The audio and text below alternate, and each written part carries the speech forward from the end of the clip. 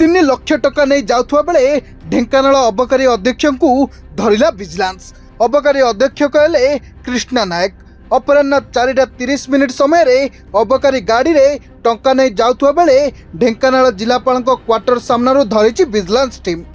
तेबे टंका केउ आड़े एवं काहाकू दबाकू नेउतिले से नहीं स्पष्ट जना पड़िनी।